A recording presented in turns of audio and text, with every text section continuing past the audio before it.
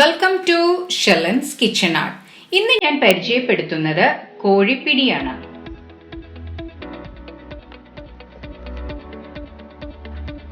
ഇരുന്നൂറ് gram boneless chicken എടുത്തിട്ടുണ്ട്. എല്ലുള്ള ചിക്കനും എടുക്കാവുന്നതാണ്.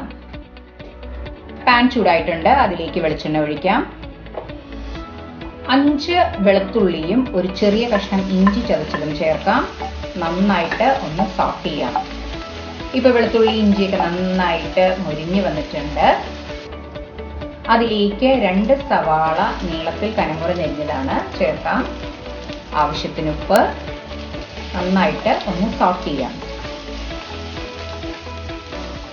ഇനി നമുക്കതൊരു 2 മിനിറ്റ് മൂടി വെച്ച് വേവിക്കാം.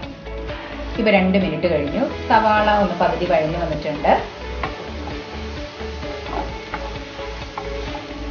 ഇനി അതിലേക്ക് ഒരു തക്കാളി ചെറുതായി എരിഞ്ഞത്, 4 പച്ചമുളക് നീളത്തിൽ എരിഞ്ഞത്, കുറച്ച് വേപ്പില, ഇതെല്ലാം ചേർത്ത് നന്നായിട്ട് ഒന്ന് സോട്ട് ചെയ്യാം. നമുക്കിനി അതൊന്ന് മൂടി വെച്ച് ഒരു 5 മിനിറ്റ് വേവിക്കാം. ഇപ്പൊ 5 മിനിറ്റ് കഴിഞ്ഞു.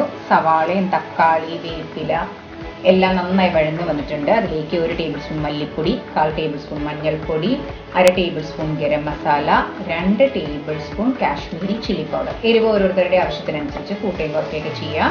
ഇനി ഇത് നന്നായിട്ട് ഒന്ന് സോട്ട് ചെയ്തെടുക്കാം, മുളകിൻ്റെയൊക്കെ പച്ചക്കുത്ത് മാറുന്നത് വരെ. ഇനി അതിലേക്ക് നമുക്ക് ചിക്കൻ്റെ പീസസ് ചേർക്കാം. ബോൺലെസ് ആയതുകൊണ്ട് ഇത് പെട്ടെന്ന് കഴിക്കാൻ എളുപ്പമാണ്. അതുകൊണ്ടാണ് ഞാൻ ബോൺലെസ് എടുത്തിരിക്കുന്നത്. ഇനി അതിലേക്ക് ഒരു തേങ്ങയിൽ നിന്നെടുത്ത 2 കപ്പ് രണ്ടാം പാൽ ഒഴിക്കാം. ഹൈ ഫ്ലെയിമിലേക്ക് ഇടാം. തേങ്ങാപ്പാൽ ഒന്ന് തിളയ്ക്കാൻ അനുവദിക്കാം.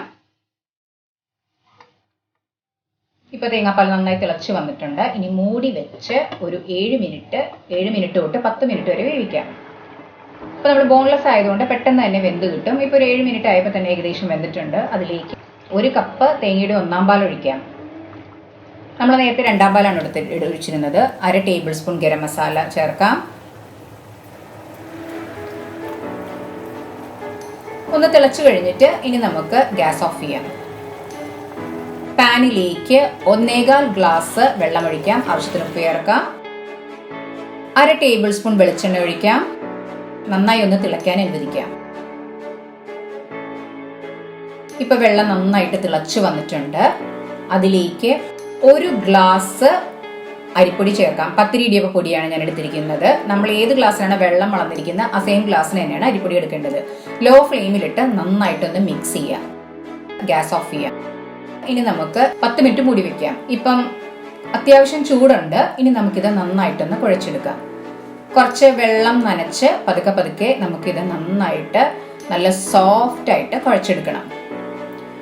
ഏകദേശം ഒരു 6-7 മിനിറ്റ് നന്നായിട്ട് നമ്മളൊന്ന് കുഴച്ചെടുക്കേണ്ടി വരും. ഇപ്പം നല്ല സോഫ്റ്റ് ആയിട്ട് വന്നിട്ടുണ്ട്. ഇനി നമുക്കത് ചെറിയ ചെറിയ പിടിയുടെ ഷേപ്പിലേക്ക് ആക്കാം. എത്രയും ചെറുതാക്കുന്നോ അത്രയും ടേസ്റ്റി ആയിരിക്കും നമ്മളുടെ പിടി.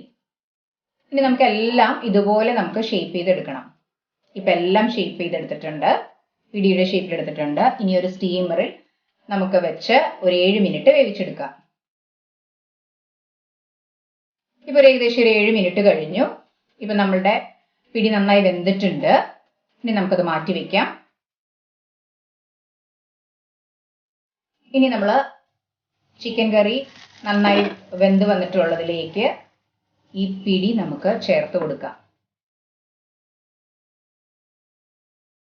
ഹൈ ഫ്ലെയിമിലിട്ട് ഒന്ന് തിളയ്ക്കാൻ അനുവദിക്കാം. ഇപ്പൊ നന്നായിട്ട് തിളച്ച് വന്നിട്ടുണ്ട്. ഇനി നമുക്കൊരു മൂടി വെച്ച് 5 മിനിറ്റ് വേവിക്കാം. ആ സെയിം സമയത്ത് തന്നെ നമുക്കൊരു പാനിൽ 2 ടേബിൾ സ്പൂൺ നെയ്യ് ചേർക്കാം. 10 ചെറിയ ഉള്ളി അരിഞ്ഞത് ചേർക്കാം. 4 വറ്റൽമുളക്, കുറച്ച് വേപ്പില ചേർത്ത് നന്നായിട്ടൊന്ന് മൊരിച്ചെടുക്കാം. ഇപ്പൊ ഉള്ളിയും മുളകും ഒക്കെ നന്നായിട്ട് മൊരിഞ്ഞു വന്നിട്ടുണ്ട്. ഇനി നമുക്കത് പിടിയിലേക്ക് ചേർക്കാം.